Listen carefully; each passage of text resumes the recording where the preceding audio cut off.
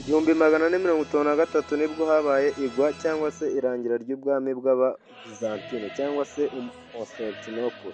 Umwe mu Barusiya b'Abamonko arareba aragira ati Moscow yabaye Roma ya gatatu, igasimbura ubwami bw'Abaromani cyangwa se ubw'Ababizantine. Iyo yavugaga Moscow yabaga avuga igihugu cy'Uburusiya.